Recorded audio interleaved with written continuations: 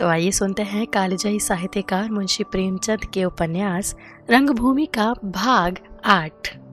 Sophia को इंदु के साथ रहते 4 महीने गुजर गए। अपने घर और घर वालों की याद आते ही उसके हृदय में एक ज्वाला सी प्रज्वलित हो जाती थी। प्रभु सेवक नित्य प्रति उससे एक बार मिलने आता, पर कभी उससे घर का कुशल समाचार ना पूछती। वो कभी हवा खाने भी ना जाती कि कहीं ममा से साक्षात ना हो जाए। यद्यपि इंदु ने उसकी परिस्थिति को सबसे गुप्त रखा था, पर अनुमान से सभी प्राणी उसकी यथार्थ दशा से परिचित हो गए थे। इसलिए प्रत्येक प्राणी को यह ख्याल रहता था कि कोई ऐसी बात ना होने पावे जो उसे अप्रिय प्रतीत हो। इंदु को तो उससे इतना प्रेम हो गया था कि अधिकतर उसी के पास बैठी रहती। उसकी संगति में इंदु भी धर्म और दर्शन के ग्रंथों में रुचि लेने लगी। घर टपकता हो तो उसकी मरम्मत की जाती है, गिर जाए तो उसे छोड़ दिया जाता है। सोफी को जब ज्ञात हुआ कि इन लोगों को मेरी सब बातें मालूम हो गई है, तो उसने पर्दा रखने की चेष्टा करनी छोड़ दी। धर्म ग्रंथों के अध्ययन में डूब गई। पुराने को दूरते दिल से मिटाने लगी। माता के कठोर वाक्य बाणों का घाव भरने लगा। वो संकीर्णता जो व्यक्तिगत भावों और चिंताओं को अनुचित महत्व दे देती है, इस सेवा और सद्व्यवहार के क्षेत्र में आकर तुच्छ जान पड़ने लगी। मन में कहा, ये ममा का दोष नहीं, उनकी धार्मिक अनुदारता का दोष है। उनका विचार क्षेत्र परिमित है, उनमें विचार स्वतंत्रता का सम्मान करने की क्षमता नहीं। मैं व्यर्थ उनसे रुष्ट हो रही हूँ।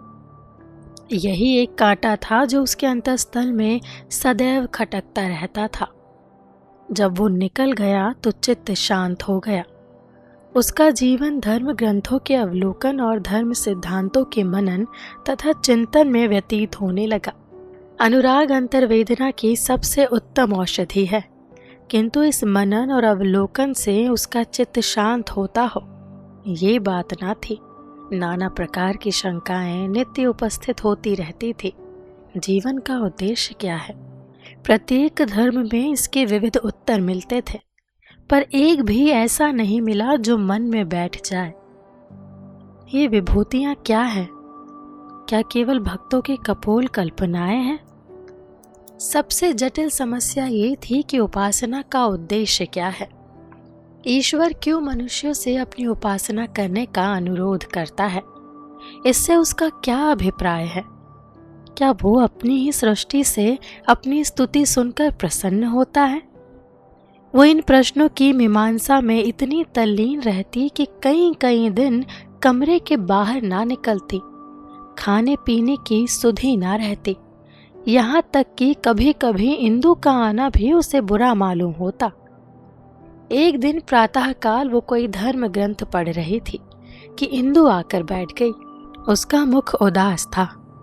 सोफिया उसकी ओर आकृष्ट ना हुई, पूर्ववत पुस्तक देखने में मगन रही।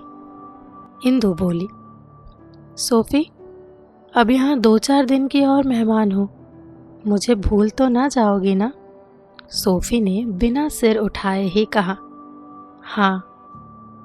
इंदु, तुम्हारा मन तो अपनी किताबों में बहल जाएगा, मेरी याद भी ना आएगी, पर मुझसे तुम्हारे बिना एक दिन भी ना रहा जाएगा। सोफी ने किताब की तरफ देखते हुए कहा, हाँ।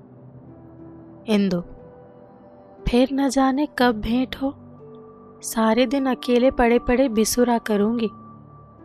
सोफी ने किताब का पन्ना उलट कर कहा, हाँ। इंदु से सोफिया की निष्ठुरता अब ना सही गई। किसी और समय वो रुष्ट होकर चली जाती अथवा उसे स्वाध्याय में मगन देखकर कमरे में पांव ही ना रखती, किंतु इस समय उसका कोमल हृदय वियोग व्यथा से भरा हुआ था। उसमें मान का स्थान नहीं था। रोकर बोली, बहन, ईश्वर के लिए जरा पुस्तक बंद कर दो। चली जाऊंगी तो फिर खूब पढ़ना, वहां से तुम्हें छेड़ने ना आऊंगी। सोफी ने इंदु की ओर देखा, मानो समाधि टूटी। उसकी आंखों में आंसू थे, मुख उतरा हुआ, सिर के बाल बिखरे हुए। बोली, अरे इंदु बात क्या है, रोती क्यों हो? इंदु, तुम अपनी किताबें देखो, तुम्हें किसी के रोने धोने की क्या परवाह है? ईश्वर ने ना जाने क्यों मुझे तुझ जैसा हृदय नहीं दिया। सोफिया, बहन क्षमा करना, मैं एक बड़ी उलझन में पड़ी हुई थी, अभी तक वो गुत्थी नहीं सुलझी। मूर्ति पूजा को सर्वथा मिथ्या समझती थी। मेरा विचार है कि ऋषियों ने केवल मूर्खों की आध्यात्मिक शांति के लिए ये व्यवस्था कर दी है। आज से मैं मूर्ति पूजा की कायल हो गई। लेखक ने इसे वैज्ञानिक सिद्धांतों से सिद्ध किया है। यहाँ तक कि मूर्तियों का आकार प्रकार भी वैज्ञानिक नियमों के ही आधार पर अवलंबित बतलाया है। इंदु, मेरे लिए बुलावा आ गया, तीसरे दिन चली जाऊंगी। सोफिया, ये तो तुमने बुरी खबर सुनाई, फिर मैं यहाँ कैसे रहूंगी? इस वाक्य में सहानुभूति नहीं, केवल स्वहित था, किंतु इंदु ने इसका आशय ये समझा कि सोफी को मेरा वियोग असहाय होगा। बोली, तुम्हारा जी तो किताबों में बहल जाएगा। हाँ, मैं तुम्हारी याद में तड़पा करूंगी। सच कहती हूँ, तुम्हारी सूरत एक क्षण के लिए भी चित्त से ना उतरेगी। ये मोहिनी मूर्ति आंखों के सामने फिरा करेगी। बहन, अगर तुम्हें बुरा न लगे तो एक याचना करो। क्या ये संभव नहीं हो सकता कि तुम भी कुछ दिन मेरे साथ रहो? तुम्हारे सत्संग में मेरा जीवन सार्थक हो जाएगा। मैं इसके लिए तुम्हारी सदैव अनुग्रहित रहूंगी। सोफिया, तुम्हारे प्रेम के बंधन में बंधी हुई हूँ, ना चाहूं तो भी जाऊंगी। मगर ये तो बताओ, तुमने राजा साहब से भी पूछ लिया है? इंदु, ये कौन सी बात है जिसके लिए उनकी अनुमति लेना पड़े? मुझसे बराबर कहते रहते हैं कि तुम्हारे लिए एक लेडी की जरूरत है। अकेले तुम्हारा जी घबराता होगा। ये प्रस्ताव सुनकर फूले न समाएंगे। रानी जानवी तो इंदु की विदाई की तैयारियां कर रही थी और इंदु सोफिया के लिए लेस और कपड़े आदि ला ला कर रखती थी।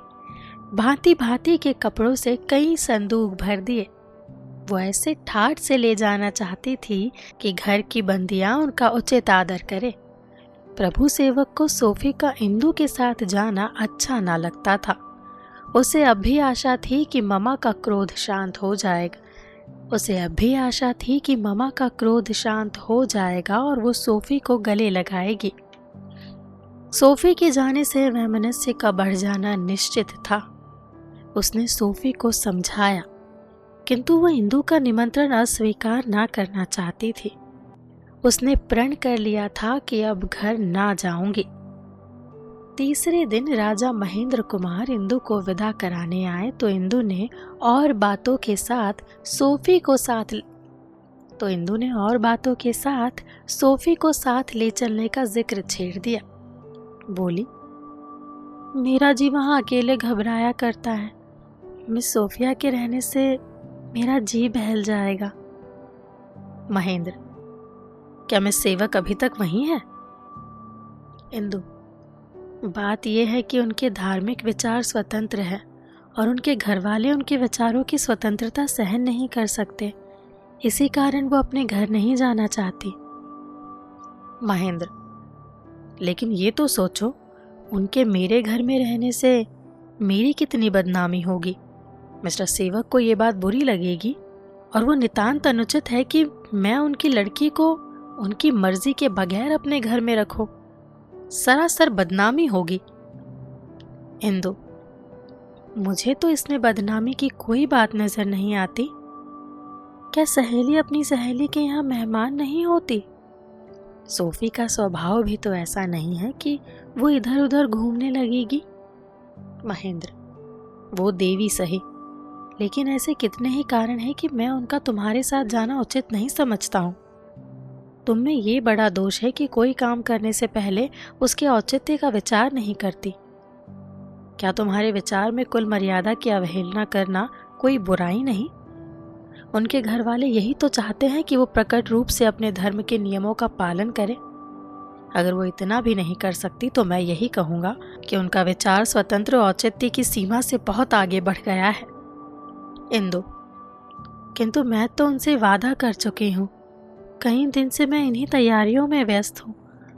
यहाँ अम्मा से आज्ञा ले चुकी हूँ। घर के सभी प्राणी, नौकर चाकर जानते हैं कि वो मेरे साथ जा रही है। ऐसी दशा में अगर मैं उन्हें ना ले गई तो लोग अपने मन में क्या कहेंगे? सोचिए, इसमें मेरी कितनी हेटी होगी। मैं किसी को मुंह दिखाने लायक ना रहूंगी। महेंद्र: बदनामी से बचने के लिए सब कुछ किया जा सकता है। तुम्हें मिस सेवक से कहते शर्म आती हो तो मैं कह देता हूँ कि वो इतनी नादान नहीं कि इतनी मोटी सी बात ना समझे। इंदु: मुझे उनके साथ रहते रहते उनसे इतना प्रेम हो गया है कि मैं अब उनसे एक दिन भी अलग रहना नहीं चाहती। ये मेरे लिए असाध्य सा जान पड़ता है। इसकी तो खैर परवाह नहीं, जानती हूँ कभी ना कभी उनसे वियोग होगा ही। इस समय मुझे सबसे बड़ी चिंता अपनी बात खोने की है। लोग कहेंगे। बात कहकर पलट गई। सोफी ने पहले साफ इनकार कर दिया था। मेरे बहुत कहने सुनने पर राजी हुई थी। आप मेरी खातिर से अब की मेरी प्रार्थना स्वीकार कीजिए, फिर मैं आपसे पूछे बगैर कोई काम ना करूंगी। महेंद्र कुमार किसी तरह राजी ना हुए। इंदु रोई, अनुनय विनय की, पैरों पड़ी। वे सभी मंत्र फूके जो कभी निष्फल ही ना होते, पर पति का पाषाण हृदय ना पसीजा। उन्हें अपना नाम संसार की सब वस्तुओं से प्रिय था। जब महेंद्र कुमार बाहर चले गए तो इंदु बहुत देर तक शोकावस्था में बैठी रही। बार बार यही ख्याल आता, सोफी अपने मन में क्या कहेगी। मैंने उससे कह रखा है कि मेरे स्वामी मेरी कोई बात नहीं टालते। अब वो समझेगी, वो इसकी बात भी नहीं पूछते। बात भी ऐसी ही है, इन्हें मेरी क्या परवाह है। बातें ऐसी करेंगे मानो इनसे उदार संसार में कोई प्राणी ना हो, पर वो सब कोरी बकवास है। इन्हें तो यही मंजूर है कि ये दिन भर अकेली बैठी अपने नाम को रोया करे। दिल में जलते होंगे कि सोफी के साथ इसके दिन आराम से गुजरेंगे। मुझे कैदियों की बात ही रखना चाहते हैं। इन्हें जिद करना आता है तो मैं भी क्या जिद नहीं कर सकती। मैं भी कह देती हूँ, आप सोफी को ना चलने देंगे तो मैं भी ना जाऊंगी। मेरा कर ये क्या सकते हैं? कुछ नहीं। दिल में डरते हैं कि सोफी के जाने से घर का खर्च बढ़ जाएगा। स्वभाव के कृपण तो है ही, उस कृपणता को छिपाने के लिए बदनामी का बहाना निकाला है। दुखी आत्मा दूसरों की नेक नियति पर संदेह करने लगती है। संध्या समय जब जानवी सैर करने चली तो इंदु ने उनसे ये समाचार कहा और आग्रह किया कि तुम महेंद्र को समझाकर सोफी को ले चलने पर राजी कर दो। जानवी ने कहा, तुम ही क्यों नहीं मान जाती? इंदु: अम्मा, मैं सच्चे हृदय से कह रही हूँ, मैं जिद नहीं करती। अगर मैंने पहले ही सोफिया से ना कह दिया होता तो मुझे जरा भी दुख ना होता, पर सारी तैयारियां करके अब उसे ना ले जाऊं तो वो अपने दिल में क्या कहेगी। मैं उसे मुंह नहीं दिखा सकती। ये इतनी छोटी सी बात है कि अगर मेरा जरा भी ख्याल होता तो वो इनकार ना करते। ऐसी दशा में आप क्यों कर आशा करती है कि मैं उनकी प्रत्येक आज्ञा का शिरोधार्य करूं? जानवी: वो तुम्हारे स्वामी हैं, उनकी सभी बातें तुम्हें माननी पड़ेगी। इंदु: चाहे वो मेरी जरा सी बातें भी ना माने। जानवी: हाँ, उन्हें इसका अख्तियार है। मुझे लज्जा आती है कि मेरे उपदेशों का तुम्हारे ऊपर जरा भी असर नहीं हुआ। मैं तुम्हें पति परायण सती देखना चाहती हूँ, जिसे अपने पुरुष की आज्ञा या इच्छा के सामने अपने मान अपमान का जरा भी विचार नहीं होता। अगर वो तुम्हें सिर के बल चलने को कहे तो भी तुम्हारा धर्म है कि सिर के बल चलो। तुम इतने में ही घबरा गई? इंदु: आप मुझसे वो करने को कहती हैं जो मेरे लिए असंभव है। जानवी: चुप रहो, मैं तुम्हारे मुंह से ऐसी बातें नहीं सुन सकती। मुझे भय हो रहा है कि कहीं सोफी के विचार स्वतंत्रता का जादू तुम्हारी ऊपर भी तो नहीं चल गया।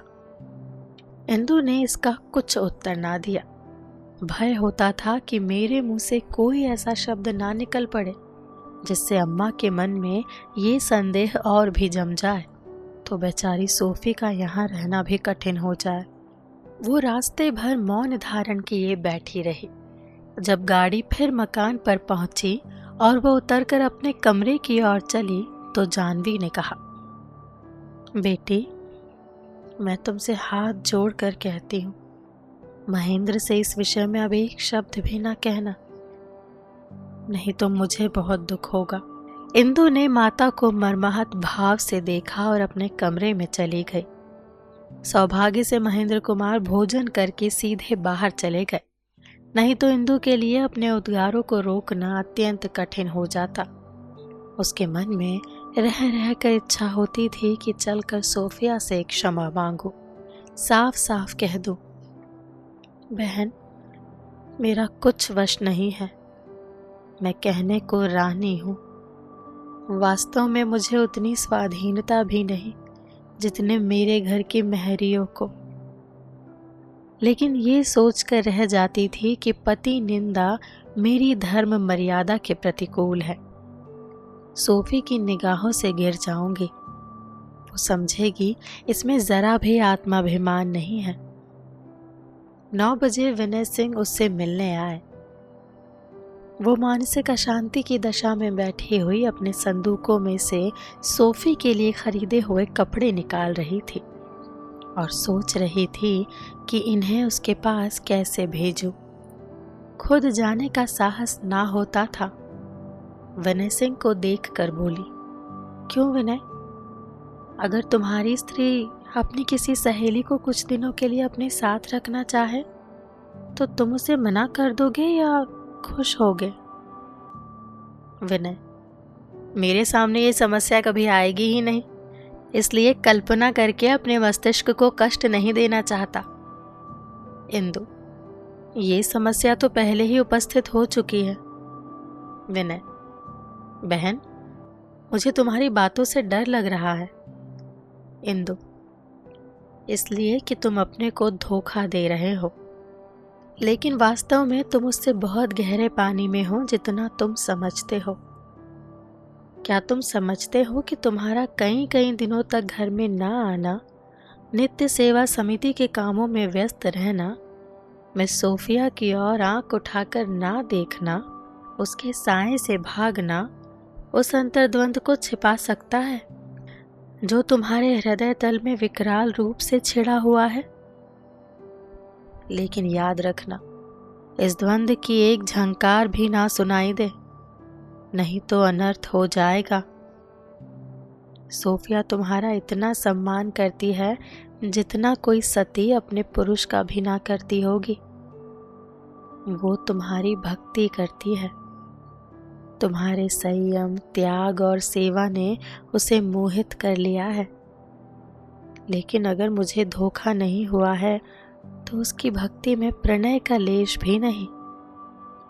यद्यपि तुम्हें सलाह देना व्यर्थ है, क्योंकि तुम इस मार्ग की कठिनाइयों को खूब जानते हो, तथापि मैं तुमसे यही अनुरोध करती हूँ कि तुम कुछ दिनों के लिए कहीं चले जाओ।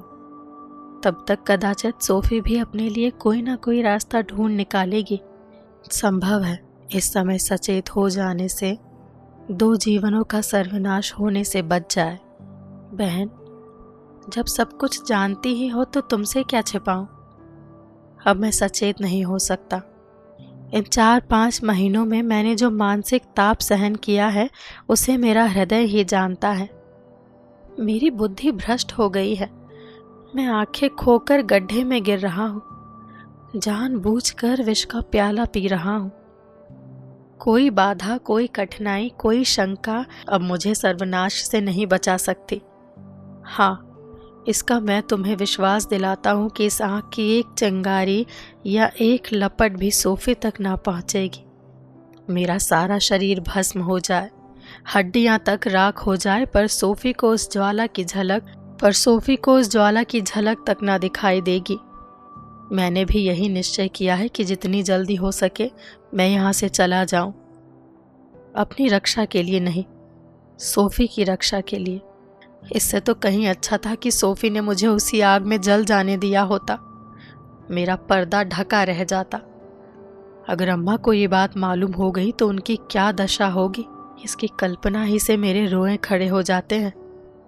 बस अब मेरे लिए मुंह में कालिख लगाकर कहीं डूब मरने के सिवा और कोई उपाय नहीं है। ये कहकर विनय सिंह बाहर चले गए। इंदु बैठो बैठो कहती रह गई। वो इस समय आवेश में उससे बहुत ज्यादा कह गए थे जितना वो कहना चाहते थे, और देर तक बैठते तो ना जाने और क्या क्या कह जाते। इंदु की दशा उस प्राणी की सी थी जिसके पैर बंधे हो और सामने उसका घर जल रहा हो।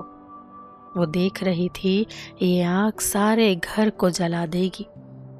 विनय के ऊंचे ऊंचे मंसूबे, माता की बड़ी बड़ी अभिलाषाएं, पिता के बड़े बड़े अनुष्ठान सब विध्वंस हो जाएंगे।